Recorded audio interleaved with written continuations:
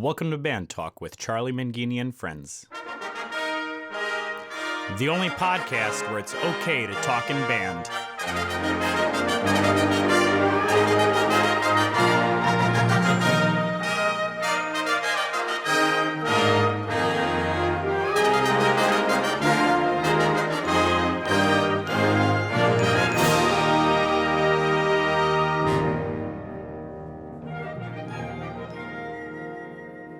On this podcast, you will be able to hear conversations with some of the greatest names in wind band conducting, composing, and arranging.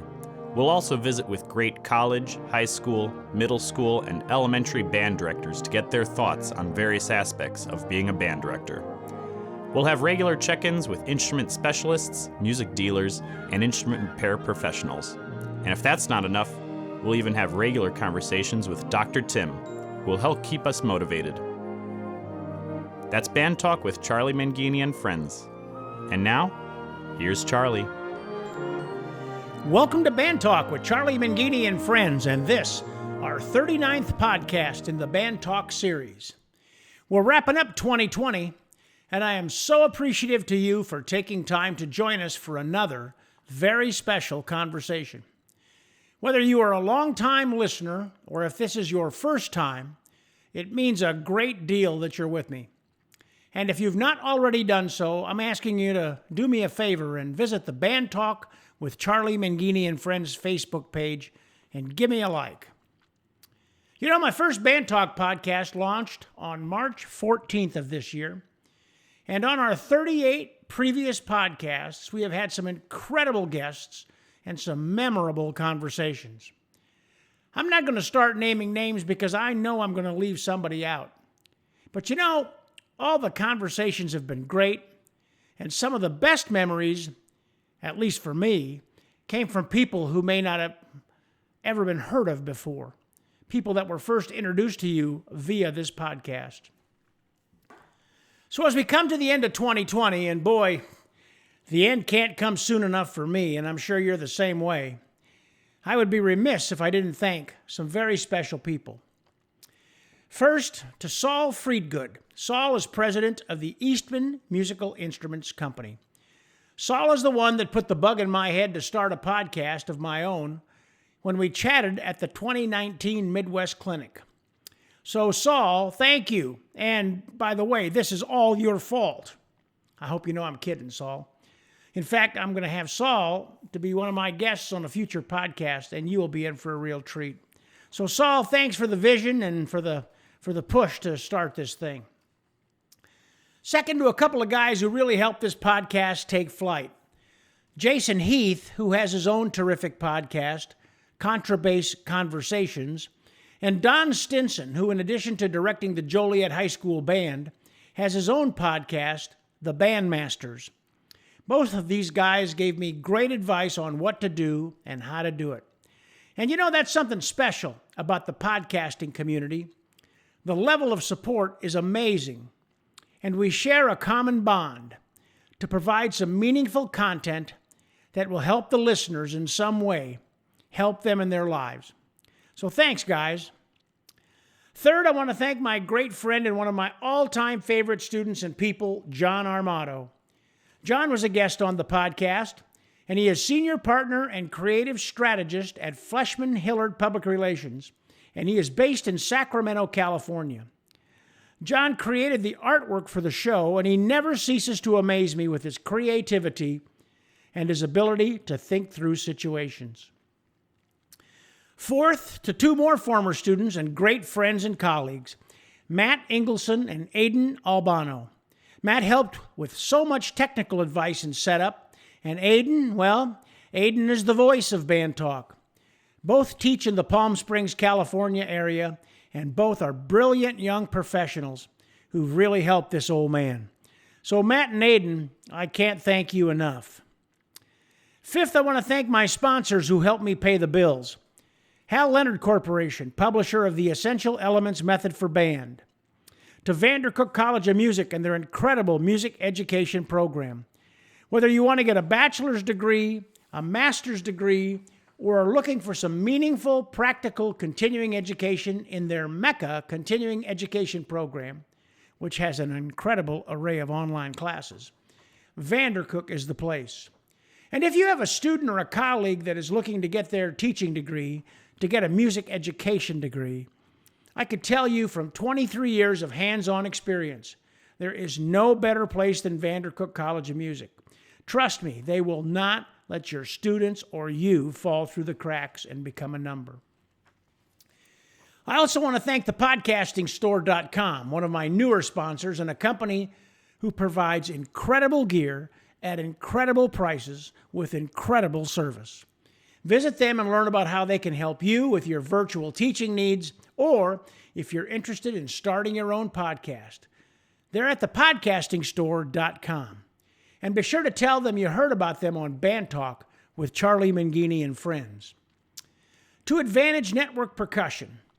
My good friend and colleague Kevin Lepper set this little gem up many years ago, and directors from all around the country have saved a lot of money and saved even more hassle when they work with Kevin Lepper. Kevin is simply the best, and I promise he will not drop the ball. And in just a couple of minutes, Kevin is going to join us on today's podcast, and it's going to be a really good one. Finally, I want to thank my wife, Wanda, who has put up with a lot during our 40 years of marriage, and she continues to support me every step of the way. Wanda, thank you for always being there and always offering a positive view and positive words of support in my feeble effort to continue this podcast and everything else I attempt to do in this life. I'll tell you, folks, life is so much better when you have someone who not only stands alongside of you, but also always has your back. And I have the best. Wanda, thank you, and I love you. So thanks to all of those people and to so many more who have sent comments and suggestions along the way or who have been guests on the podcasts. Thank you, thank you, thank you. You know, I love to hear from my listeners, and you can contact me by sending an email to bandtalkcharlie@gmail.com. And I hope you will take a minute and say hi. Well, today's podcast is a special one. It's always special when you get to stand from afar and see a former student who is making a real difference in the world through his work as a music teacher.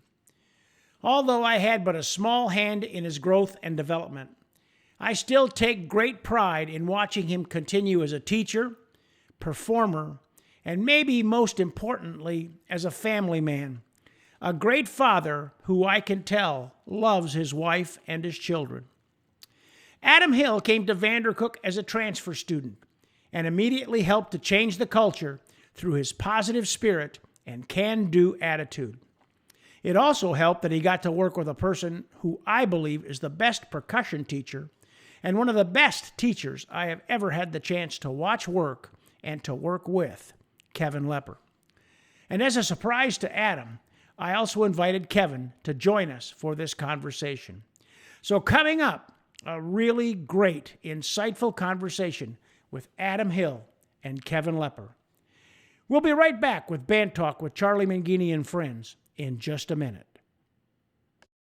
This is Drew with thepodcastingstore.com, your one-stop shop for everything podcasting and remote learning, and a proud sponsor of Band Talk with Charlie Mangini and friends. Listen to what we've been working on in this clip from our podcast. Whether you're making YouTube videos or teaching a remote class, you know you have great content, but what if the equipment you are using is getting in the way of your message? We've all been on the video conferences with the person using the built-in camera and microphone on their computer. You know how hard it is to pay attention to someone who looks so shadowy and sounds so garbled. You're wondering if you're on a work call or watching testimony from someone in witness protection. It does not have to be this way. What if you could have the fantastic video and great sound you crave without going to film school or taking the hit to your wallet that you're dreading?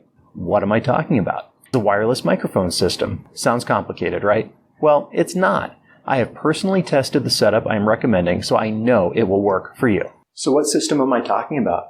The one that I tested is the Galaxy GTV wireless system. It packs a big punch and seamless. To hear the rest of this podcast, please visit thepodcastingstore.com, your one-stop shop for everything podcasting and remote learning. This is Drew with thepodcastingstore.com. Now back to Charlie.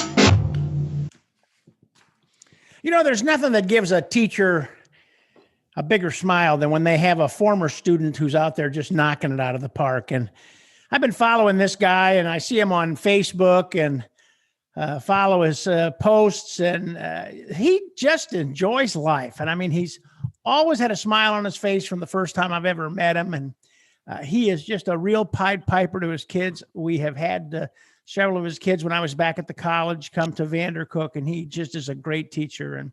And I just feel that our listeners need to get to know him because this guy's got something to offer us all. And I want to welcome to the program Adam Hill. Adam, welcome to the podcast, man.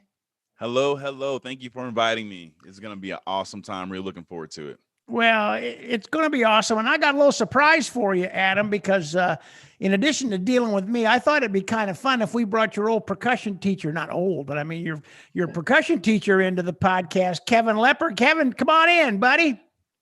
Hey, Dr. McGeaney, how you doing? Adam, it's good to see you, man. Very good. Awesome to hear from you.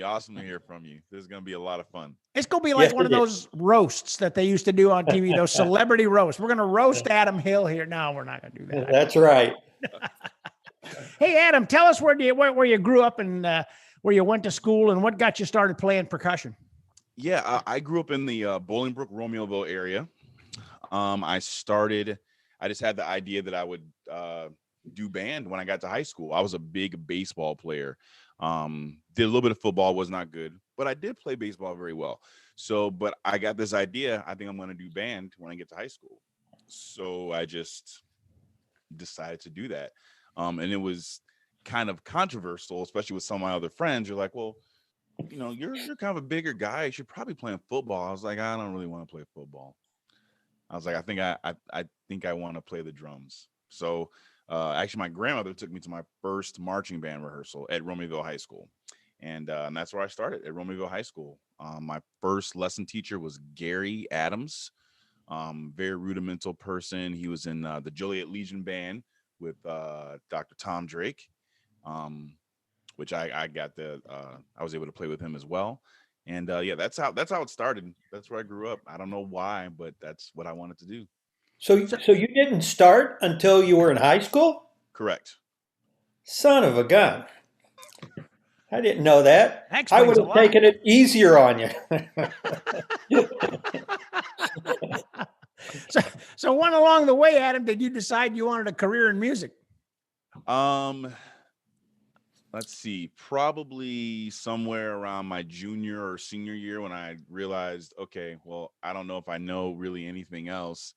I'm kind of decent at this thus far, so we'll see what happens. But at that time, my focus was of a 17-year-old boy, and I was just trying to go march drum corps, and I wanted to do that. And so my college radar wasn't necessarily on.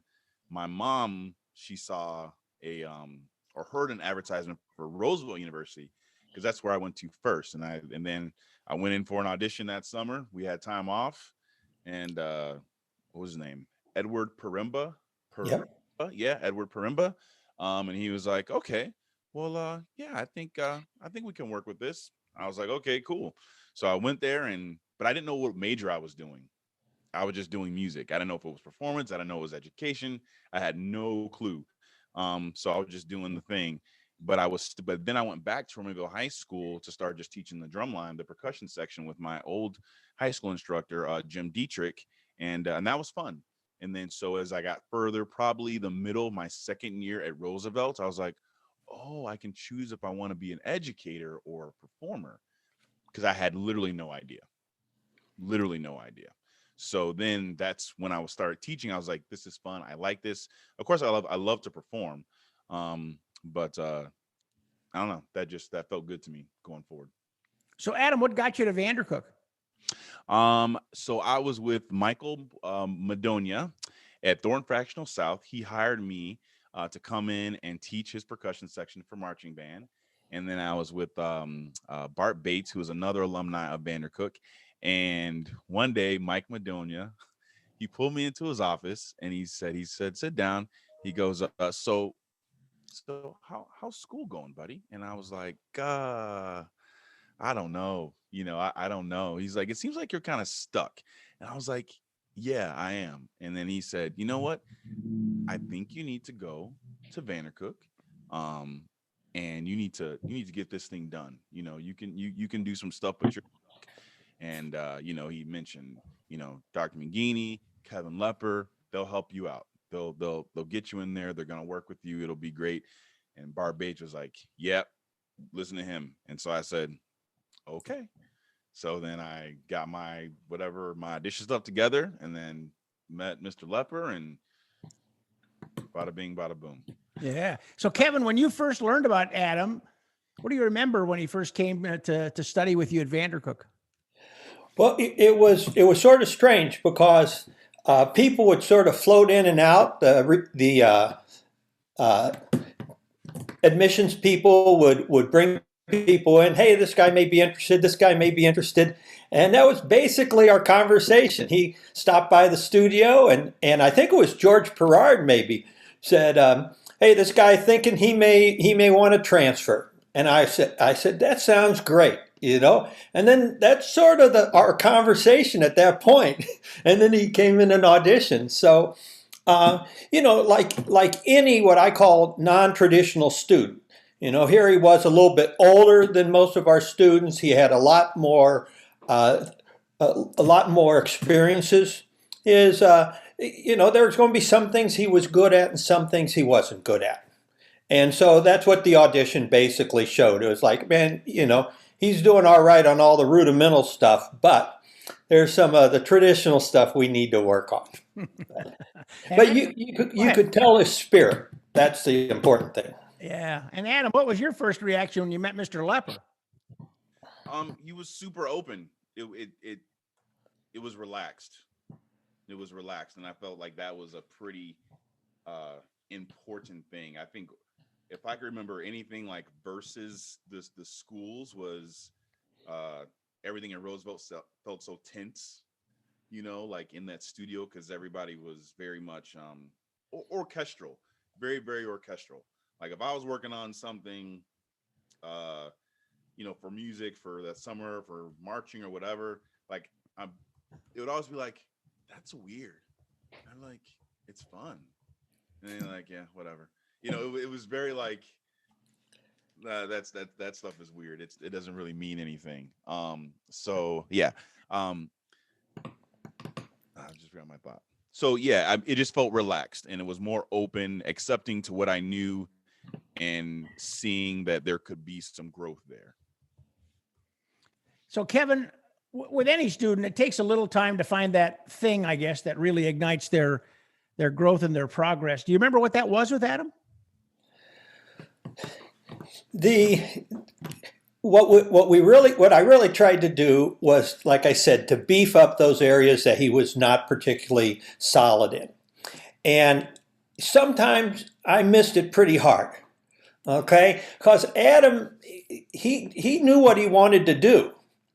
And sometimes I treated him like everybody else. Well, you have to do this for your junior recital. You have to do this for your senior recital. And I think I overprogrammed some. I should have backed off and said, hey, this guy has a full life outside of Vandercook. I need to take that more in consideration. And so I don't think there was really any one thing that motivated him. But I just sort of kept his nose to the fire for especially mallets, timpani, things like that. Just kept pushing him in that direction. And what's funny is I go out and visit him in his school now, and he's teaching theory classes, and he's writing indoor shows, and he's doing all this great mallet stuff. And I was like, okay, well, maybe something stuck there, What do you think about that, Adam? Is Kevin right on that? Yeah, 100%. It's you have to feel the burn, no matter what, because there's something that you're gonna get out of it. I remember working on, what was it? It was the concerto, and I was playing timpani on that, and that was tough, but it was so fun. It was so fun. Because after getting it, I was like, that's pretty much like one of the hardest timpani parts like ever, almost in existence. And it was super, super fun. and working with all the other musicians during that, and like the recital stuff, because some of it kicked my butt, like really Yes. kicked my butt. But when you look back on it, you're like, okay, I did like I did well. I did well at this. I did really good at that. But it was an important fire to open the mind and open the skills to be able to do other things. It was a very important step. Very important. So, as you look back at your time with Mr. Lepper, what made him unique as a teacher, Adam?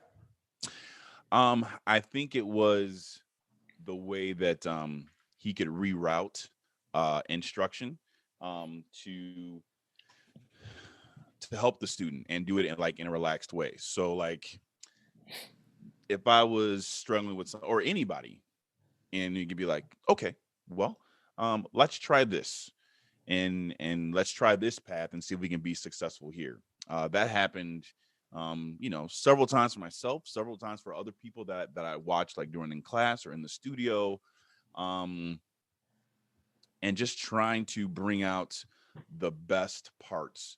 But it was really the patience. Patience was the number one. Yeah, Kevin, I remember you and I talking about Adam when we were both working at Vandercook and how he developed into a real leader, not only in the percussion studio, but in the college. What do you think allowed him to realize that growth? Well, first of all, he was always good at setting his goals and his career path. So he knew where he wanted to go. And so that really helped him out as far as becoming a leader, because he had to get himself together. And then in a lot of his situations with the different drum lines and his outside teaching, he had to be the leader. So he was just sort of preparing himself for that. The other thing that was, I think, really helpful was that he was able to schedule and maintain a number of different things at the same time. So the different drumline rehearsals, the Vandercook rehearsals, all these things are going on, and he was able to keep them going on. And that goes to today. I mean, Adam has so many things happening right now. I'm like, how can he keep all this going and still have his family? And he's good at compartmentalizing things. He's good at saying, I am doing this right now. And then, boom, I'm done with that. Now I'm going to do this for right now, rather than having all these things get in his way. And I think that really helped him out. The funny thing is as we were talking to all the 3 accreditation agencies at Vandercook, and you listened to what their perfect student was, it was not Adam Hill. Their perfect student was, they have to show up all the time, they have to tie their shoes like this, they have to get the A's in all their classes, they have to do this and this and this. That we always thought that was not the best teacher. And Adam sort of proves that. The best teacher is the one that has his goals and listens to all the people around him and applies what matters, And so that's what Adam did. So it was interesting to see, because all those accreditation meetings, I'd be shaking my head. No, that's not the best teacher we have right now, So, Adam, you graduate from Vandercook and you land your first job. Tell us about that. Yeah. So I was student teaching at Downers Grove North with Brer Teague. Great. I love Brer. And so I had an audition or an interview at Romeoville High School. So back in my old high school was the first time this position was going to be open. It was for, assistant band director, music technology, guitar, music theory, and of course I was going to do some percussion stuff. So I was like, okay, this sounds fun. This will be great. So I go in there, I do the interview, and I'm on my way back to the school. And at that time, Dr. Mitchum, he was a principal, now just retired superintendent. He called at the school, and they had offered me the job. And so I was like, wow, awesome. This is going to be fantastic. So I start this job, nervous as every first year teacher ever. And think things were going well, very, very well received, like trying to figure out what am I doing? What am I creating? What is the vibe that I am going to try and do this? And so as those things go well, but there was one point, I think it was my second or third year, I had a friend who said, he was like, so where are you gonna go now? And I was like, I don't know what you mean. He's like, well, you've been there for 2-3 years now. I mean, you gotta move around, see what else you want. And I was like, oh, I didn't know that.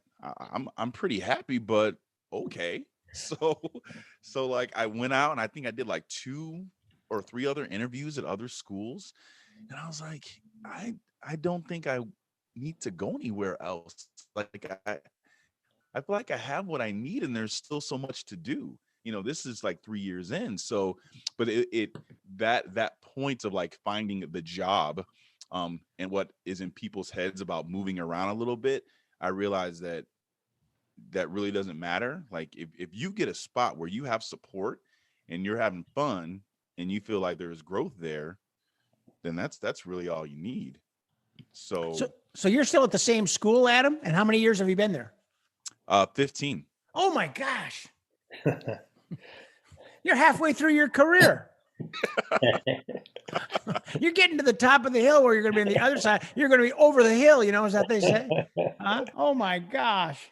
At those staff meetings, when they keep on asking, okay, how many people have been here for 10 years? Then I'm like, man, I'm getting up there. It doesn't feel like it, but yeah. And the job has developed so much.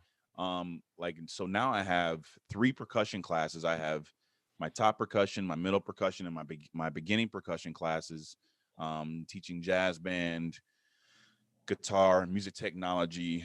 I'm not teaching theory anymore. That the choir teacher is teaching that, so that I could literally teach another percussion class. We were supposed to be at almost 70 percussionists this year, but then wow. And yeah, we got to COVID, and then it just didn't. We're still like at what are we at? 55, probably 55. That's great. So yeah, I love it there. Yeah. So Adam, now everything has switched. You went from being student to now you're the teacher. Mm-hmm. And so what things did you take away from Vandercook that you think that you're applying in your own teaching? I think it is one thing, no matter what, the learning process and the education of what you're doing is legit important. And the why. I think sometimes connecting all those things to somebody's brain gives it a little bit more purpose, instead of like, do this. Mm-hmm. Sometimes I don't want people to ask why, but sometimes why is kind of valid. Well, you're doing this because when you do A, B, and C, it's going to make this easier. You want to learn all your scales because when you play this music, you're already going to know the music. You're just putting it in the right spots, simple things like that. And also just surrounding yourself with people that you want to be able to talk to and learn from. Like, when I think about my friends that I had at Vandercook and the things that we would sit around and talk about and trade or watch, and as we learned from watching them, that was huge. Like, it's hard to get around people and not talk shop, because it's probably not shop. It's just life. That's right. It is literally impossible. It is. So I don't even try not to anymore. Why? That's what we want to talk about. We want to talk about new software. We want to talk about the new great web thing that's coming out. Like, if I'm talking to, but I'm like, yeah, right now Jazzman is kicking my butt. I just can't get it right. Oh man, you should check out this. Great. Where do I buy it? Where is it? Just somebody tell me where I need to go. So that was also very huge, just because it was small, and you could do that and not feel judged because you need help, because everybody needs help. Yeah, and I can see that in your teaching is you have a very inclusive style of teaching.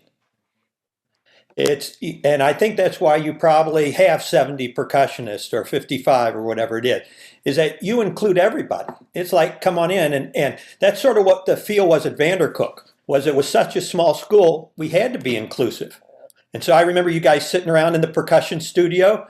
We had that big open area, and it was every day, let's do this. What about this? What about that? Did you watch this show? That kind of thing. So I see that inclusiveness. And I also see that you allow people to come in and sort of get their chops in your program. So in a lot of your marching programs, you'll bring young guys in who were just like you, and you'll say, okay, here you go. The snare line's yours. So, and we have a performance in 2 weeks. So let's get going here. You go. And again, those are all things I think you got from Vandercook. Yeah. Yeah, I love bringing in people. One, because I know I'm gonna learn something. Like I know I'm gonna be like, yeah, that's good, that's good. But when people will call me a lot and be like, hey, I need someone to come in and teach this. Like, I know you probably can't do it, but I need someone that like has your experience. Kind of. I'm like, look, to be totally honest, you got to go young right now. Like. That's where it is. Like, there's hungry people out there that are smart, and they will do a phenomenal job. They might mess up, but we all did. Yeah. Yeah. I push that. I push that a lot, and it keeps you young. That's right. Hey, so what do you think the most rewarding part of teaching is?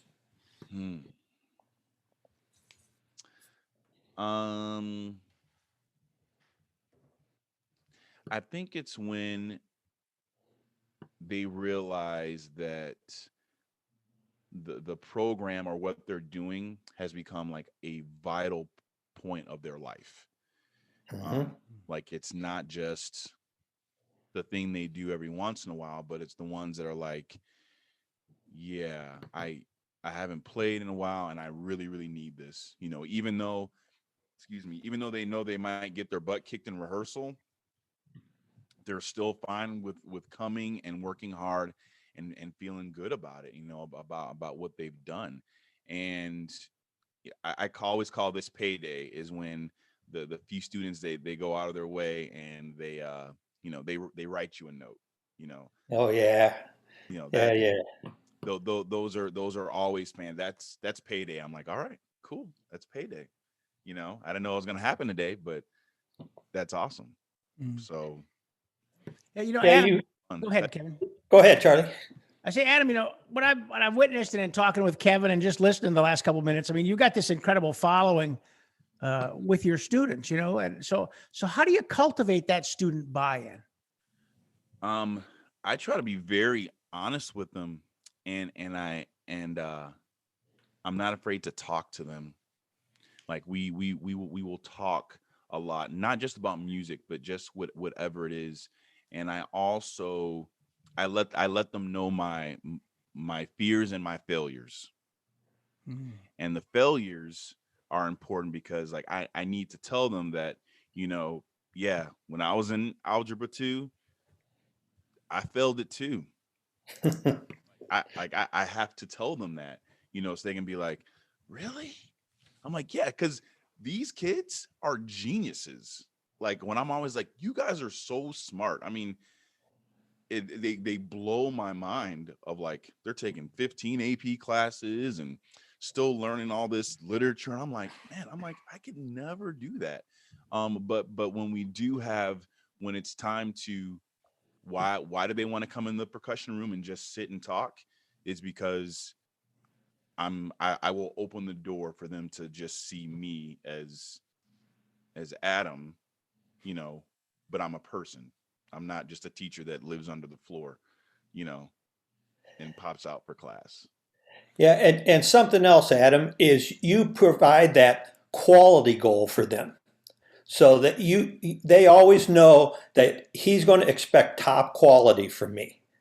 And so I think the combination of the two works to your advantage, is because they know they can talk to you, but they know that I'm going for this quality level. Mhm. And then when they achieve that quality, that makes them feel really great. And then they're in the program. Yeah. Yeah. I mean, being able for them to look back at themselves, or even letting them know, like, there's been kids that come in as a freshman. I've had kids that show up the day we're leaving for band camp. I remember I had this student, and his mom is there, and he's like, yeah, he's here, we're ready for band camp. And I was like, oh, well, we actually started 2 weeks ago, but get on the bus, let's go. Like, got the papers filled out and your mom's right there and they're ready to let you just go with me, let's go. And then you see this person just kill it and get to like the highest level of stuff, and you're like, man. And that just always keeps on, like, always in my mind, like that the ones that you're not even looking at, and just, I'm like, man. And I tell him that too. I'm like, man, I remember when you showed up, because now he's like, was he 21 years old or something like that now? And I'm like, man, that's crazy. You were 13 years old. You didn't know nothing.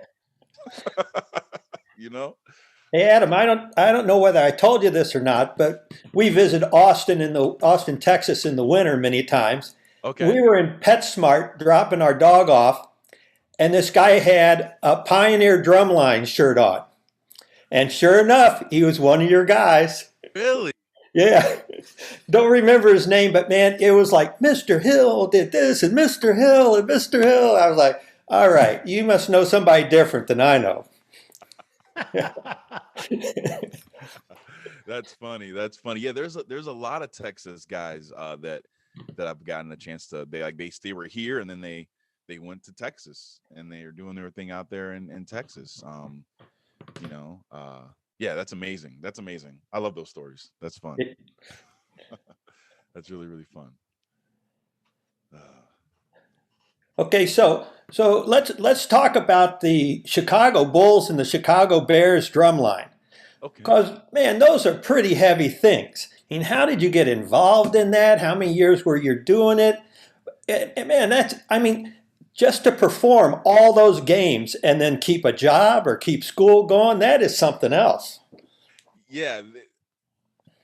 When I think back to when I was doing, okay, well, first, so with the Bears, when I was teaching at Downers Grove South, with Craig Rosalieb, I was the brother of one of the people on that line knew somebody, and that was the first year that the Bears drumline had started.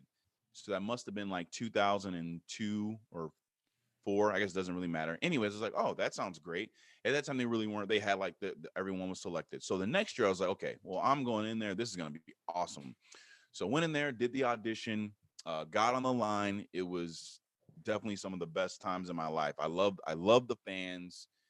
It was fantastic. And again, learning some new like technique of the way they wanted to play, definitely played a big part into like what I do now. So that was awesome from a learning standpoint. So then a couple of years later, the Bulls drumline pops up. So we're like, cool, we're all going to go in there. We're going to audition. Now, at that time, the line was going to be smaller. But so everyone shows up, and the guy that's head entertainment's like, man, all these guys are great. Let's get more drums. More drums. And at that time, Scott Idle was running that line. And so we did that. But at that time, it was like a carbon copy. So if you saw the Bears drum line on a Sunday, and then we had a Bulls game on a Monday, you would be like, because we got called out before. Wait, you guys were just at the Bears game. No, we weren't. No. And to even say it's crazy, because at that time of my life, I was teaching all week. And then we might have like a Bulls rehearsal sometime that night. So then I would do indoor drumline all day Saturday. Then on Sunday, we do Bears all day on Sunday, 7 a.m. call. And then on Monday night, easily could be at a Bulls game.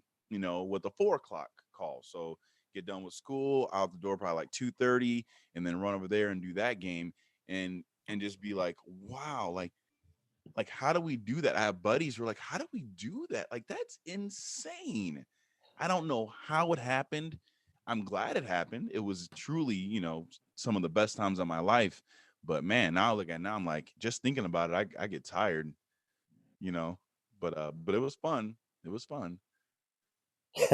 So yeah. Yeah. Was any line better for you than the other? Or drum corps? What was your favorite drum line to be in? I think let's see, they all have their niche.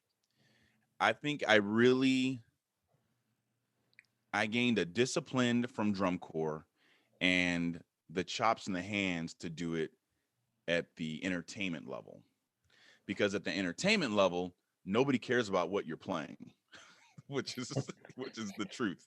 Like, they don't care how many rudiments or how fast. They care if you flip your stick or you do a back stick. That's cool to them. And so the whole mind thought changed.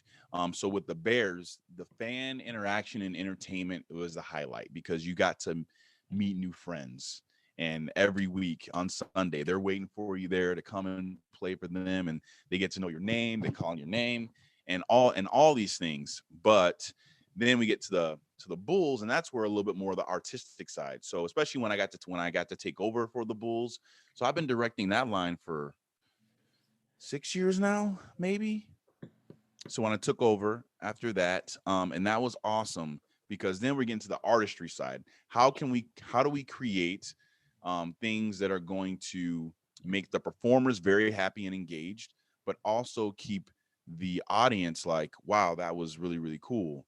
Whether it be a 1-minute feature or a halftime show, and given the trust to create those products was huge, because you're like, man, okay, because now we're looking at like big scale, all these lights and the jumbotrons and all this stuff, and adding different dancers, and so it definitely challenged my soul, but it was fun. But it sure was fun. So they all have different aspects, and I use them all in the high school. I use them all, Yeah. I take all that and put it in. Like, no, man, we don't got to be so uptight here. We got to relax. People want to smile. They're not going to smile if they're looking at you like that. This is different. And to try to open them up and let them see. It's also been great because I can be an example to the students as a performer. A lot of the time we don't get to do that. Like, live what you're teaching. So Right. I'm living what I'm teaching. So whether it be I'm going out on a gig to play cajon, or I'm going to do a drumline thing, I can talk about those stories, and they can relate. They can see it. It's like giving students a goal. Like, where am I trying to get to? Well, if you want to, you can get here. You don't have to, but if you want to, you can get here. At least they're seeing it, Yeah, it's fun. It's fun. Yeah, you bring that up about the teacher being able to perform for the students. I just know when, the people would look at Dr. Mangini, and he was the director of the group. He was a conductor. Mm-hmm. But then when he'd pull his trumpet out and play, you could just see their eyes light up. They'd be like, holy mackerel, where did that tone come from? Or he'd say, no, if you're going to double tongue, this is how you double tongue. And it just makes the student appreciate who they have in front of them. Yeah. Adam, you mentioned stories. I don't mean to be self-grandizing here, but I have a story I have to tell, and because I want to ask you if you've got one of these. I was playing in the Chiefs pack band for many years, and there were these 3 guys that sat against the railing, and they would always just shout insults to the opposing team that would be warming up in the end zone. And they were just awful. These guys were just over the top bad. And the Chiefs were playing the Bears one weekend, and it was raining out, and it was just crazy. And these guys were screaming at the Bears all during warm up and pregame and all that stuff. And it was raining. Like I said, Coach Wannstedt was coaching the Bears. He didn't have a very good record with the Bears, but they beat the Chiefs that game. And as the players are running off the field, these three guys are right at the rail, and they're still screaming at the Bears like, we'll kick your butt next time and all that sort of stuff. And this one guy peels out of the pack of the football players, and he comes right over to the railing where these guys are, and he rips his mask off of the helmet off of his head, right? And it's Steve Mongo McMichael. And he leans over the railing and he says to these guys, "Get a life, you pussies." And the band, we just died laughing because it was just so hysterical, and watching these guys just shaking their boots. You got any stories like that you can share that are somewhat? Let me think. Man, I mean, so we've definitely had the haggling crowd. So I haven't been on the Bears line for I think 5 years now. So I did it for 10. But I do remember when we were on the field, there would always be people behind, especially if we're playing the Packers.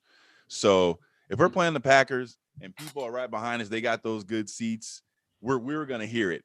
I don't think it ever went that far, but we would go back and forth and razz. I mean, hardcore for sure.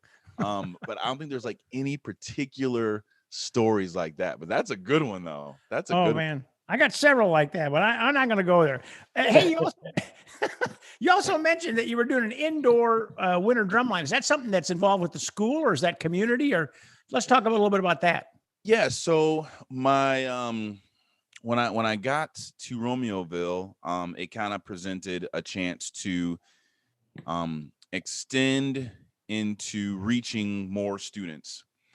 So I started indoor drumline. At first, it was called Americanos Indoor, which was based out of a drum corps in Wisconsin. And then that went for 1 year. That drum corps folded. So then I switched it to the drum corps that I marched, which was Pioneer. I spent 5 years with Pioneer on marching, and then I spent another, I don't know, I can't remember, maybe another 5 or 6 teaching. I can't even remember. But anyway, so I decided, we talked, I took that name on, and then we built Pioneer Indoor. And so that was for students. We had students from Indiana, Michigan, Wisconsin, Illinois, of course. And it was great. And several Vandercook students have marched Pioneer Indoor. I mean, actually, yeah, a lot. So it was kind of a great recruiting tool as well, getting kids into Vandercook percussionists for sure. Well, and Adam, what's nice about that is you gave the Vandercook people a chance to do something like that. We had no marching band. So for percussionists who wanted to be total percussionists, you gave them that opportunity that here's what some marching activity is like. Yeah, it was cool. It was very cool. And doing that for 15 years, I think this would have been our 15th season, I think. So right now we're not doing anything. Our state mandates are not even close to being able to do something at that level. So we need to make sure that that we're trying to provide something. Last year we got cut out at the end of our season. That was a bummer. And now all we're doing for those students right now is just offering the WGI solo competition. We're just trying to provide something so they can write their own solo, learn a solo, and then we'll put them into WGI Winter Guard International to compete there. And then we'll just do some like independent lessons, like online lessons, or they send in a video, we can give it feedback there. But so before that, yeah, we're just trying to give students a lot of opportunity. The school was very, very integral in that because they trusted me to not break the school with, inviting 30 to 40 outside students. There were a couple of Romeoville students that were in the group as well. But I felt that it was something when it first started, I just felt it was important for Illinois to have something like that.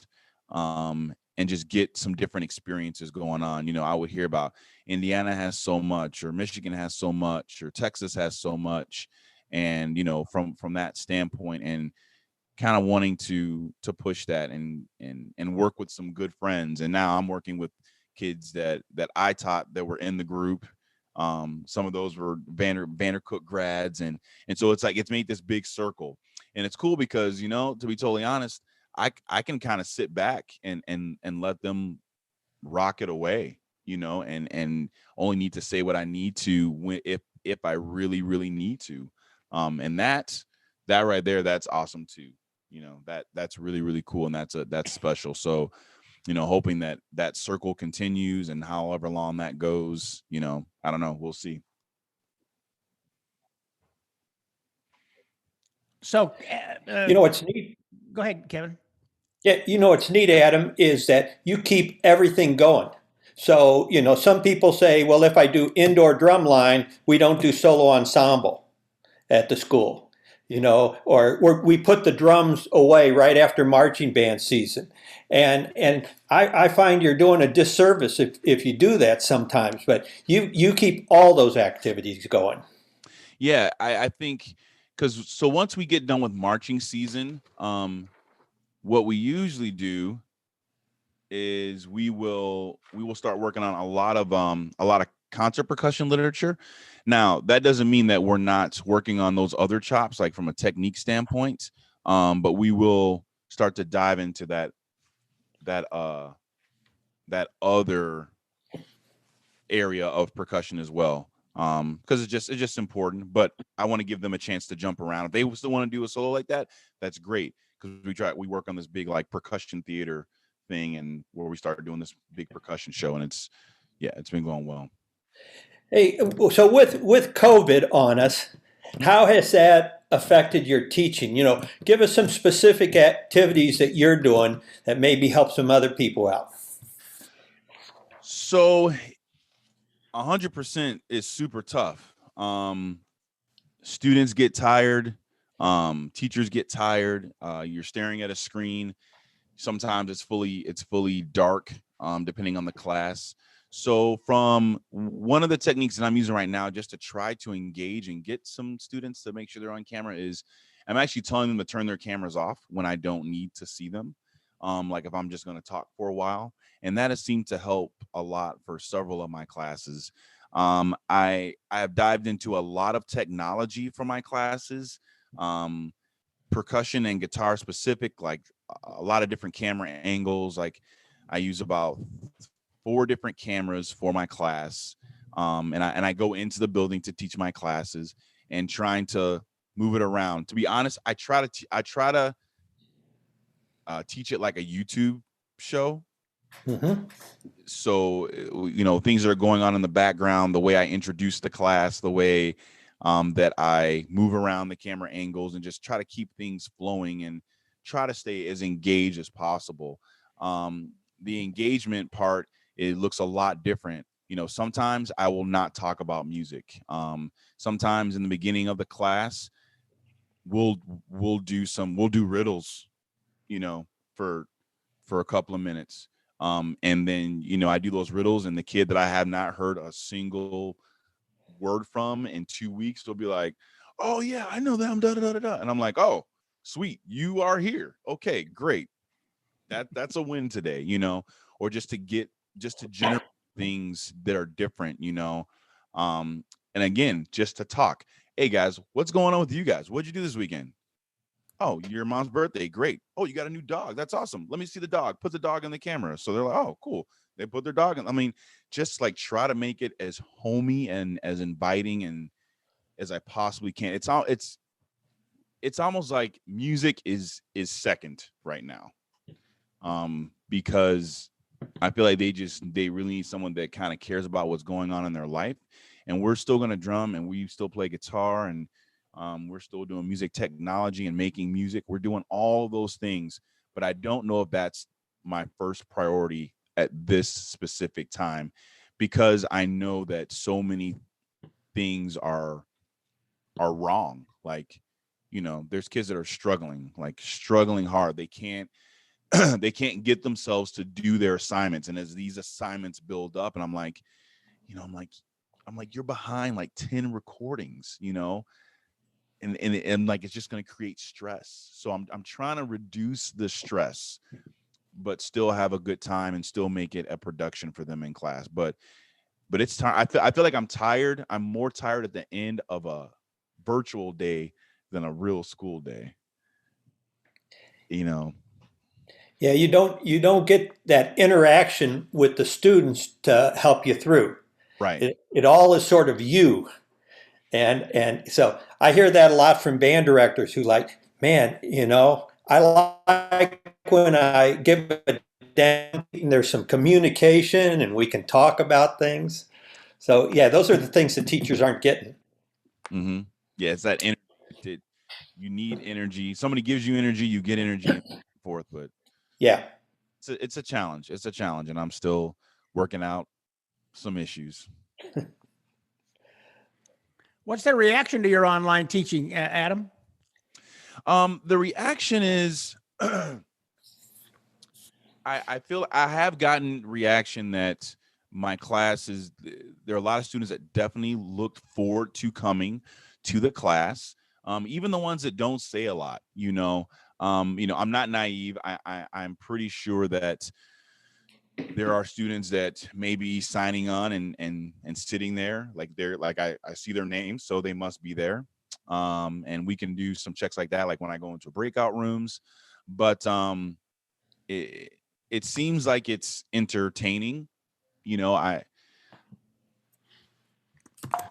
want to say I feel like I'm doing a decent job. I've gotten some feedback from students that they enjoy it. And from like some of the like social workers that are talking to kids, or even some admin that have talked to kids through different things, and they'll give me that feedback. So it seems like it's okay. Sometimes you don't know, but I feel like I'm getting work in decently, or people are getting encouraged to get it all in and returned, which is also a very good sign of students being engaged. And so if you had to put a percentage on the progress that you're making compared to a normal year, Mm. what would you say? Man, that's I would probably say definitely different in each class. Like let's take guitar for instance. I'm probably making 30% less progress than Mm-hmm. if I were in person, for sure. Music tech, we're doing pretty good. We're doing pretty good. We're not going to get to everything. We're using a different software. So jazz band, rough. That's my toughest class. That's my toughest class to teach. So if I had to pick a class where I feel like down in the dumps a little bit, it's going to be jazz band. It's going to be the jazz band. I thought it was going to be a great time to work on improv, some scale skills, things like that when we're together, because I teach the beginning jazz band and they're not so comfortable. Pretty much all my dreams were not correct. So I just keep on changing. I'm just going to keep on changing until something sticks. Percussion, I just have that moment. I just want to grab the hands and say, no, it's like this. I can't do that, So some, yes, I'm like, wow, this freshman has taken every single word that I've said and killing it. So when we get back into school, it's going to be awesome. But then I have some of my most advanced kids that just can't. They're just like, I can't do it. But they can do it, but they're just, energy's so down, they just can't do it. So is that your biggest frustration? Is the kids that sort of check out? Yeah, and kids not reaching their top potential. They're just not going to reach their top potential, and that's just a bummer. That's just a bummer. Like for percussion kids, they haven't, if they weren't on marching band, that means they haven't touched a real instrument since we started in August. If they were in marching band, well, cool. I think we only went to October this year, or so no, September, end of September. So they got to play, a couple of times a week, but so it's weird, the wind players are getting to play at home if they're actually playing, but they have their instrument. But, all the kids, and we did a good job. We gave all the kids a pair of sticks and a pad. We gave all the music tech kids mini MIDI keyboards. That was awesome. We sent all the kids home with guitars. So I think we did very, very well, but it's still, it's not the same. Well, Adam, we only got a couple minutes left. So Kevin, you got anything else you want to chat with Adam about? Yeah, just a little bit. Adam is really good at supporting his alma mater. And in ways of not, here, I'm going to give you some money. It's like, well, I think this student is going to be good for you guys. I'm going to bring my guitar students to the day of guitar. I'm going to do a clinic at day of percussion. So, Adam, what do you think drives that? Because not everybody is like that. I mean, that's sort of rare. What do you think drives that? I don't know. It's just a good time. It's just a good time, and I know that the students are gonna get a lot from it, and it is a time where I can kind of pay back. I mean, I gained a lot of knowledge. I gained a lot of forward motion from all the instructors and teachers at Vandercook. So it's and it's an honor. It's truly an honor. I mean, to be able to come back and do some clinics at Day of Percussion or take a student teacher, man. I mean, to be totally honest, a kid from Vandercook could show up and I not have any clue. And if they come to Romeoville and they're like, I'm your student teacher, I'm from Vandercook, and I would say, okay, cool, that sounds good, let's go. I wouldn't even need any paperwork. My district might need the paperwork, but for me, I mean, I would welcome them open arms. To do that. I don't know. It's fun. I don't know if there's any other way. It's just fun and it's an honor. Well, it's certainly appreciated. I tell you that. So, Adam, I guess you don't have any regrets that you went into teaching, huh? No, I don't. You just love working with those kids, don't you? That's the most rewarding part. Yeah, it's fun. I mean, if you don't want to be bored, you don't have to be bored. Okay, one last question, Adam. So you've been teaching 15 years. I cannot believe that you've been teaching 15 years because you still look like you're like 22 years old to me, man. God dang, you're just, whatever you're taking, man, I need some of that. But so what advice would you give a younger Adam Hill? Anything you might consider having done differently in your energetic youth? I would say that the failures are okay as long as you don't let them stop you. And definitely stay true to your identity. I think people end up really, really respecting that. And you can make kind of your own, I think you can make your own niche, and keep good people around you. Keep good people around you that that you're going to like consistently learn from. I think that's huge. I think that's awesome. Huge. Adam Hill, thank you so much for joining us. Kevin, thank you for joining us. Oh, my pleasure. Awesome. Adam, keep knocking it out of the park, man. Every time I see your groups, I'm like, that's Adam. I like that. I'll try. I'm going to keep on trying my best. Okay, guys. Happy holidays to all of you. We love you guys. Love you too. Happy holidays. Happy holidays. See you later. Adam Hill. What a great young man and a great teacher.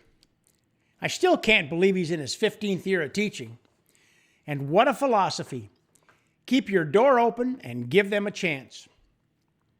I believe Adam may have stolen that from his teacher, Kevin Lepper, who was the master at keeping his door open and giving them a chance. You can tell Adam works hard to connect with his students, and he does so in a real, sincere way. When he said, let them know your fears and your failures. When you tell your students that, it has to make them feel a little bit more at ease. Letting students know that their failures are okay, as long as they don't let them stop them. That you have to persist and stay true to your identity. That is exactly the kind of teachers we need, the kind of teachers our students need. Ones who keep their doors open, give their students a chance to succeed by allowing them to fail, then picking them up, dusting them off, putting on a course correction, and sending them on their way. That's what Kevin Lepper did with Adam Hill, and now it seems that Adam is paying it forward. Thanks, Adam. Well, that's Band Talk with Charlie Mangini and friends. If you are listening to this in 2020, well then Merry Christmas to you and yours. And if you are listening to this in 2021, well, Happy New Year. And I hope this year is going to be a great one for you and yours. One full of happiness and health and success. Thanks again. This is your host, Charlie Mangini, saying, thanks for listening.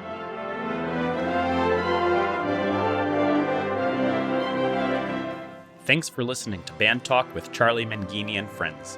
If you would like to send a question to Charlie or have a comment, please send an email to bandtalkcharlie@gmail.com. We hope you will let your colleagues, students, and friends know about Band Talk with Charlie Mangini and friends. Thanks for joining us, and we look forward to being with you again soon.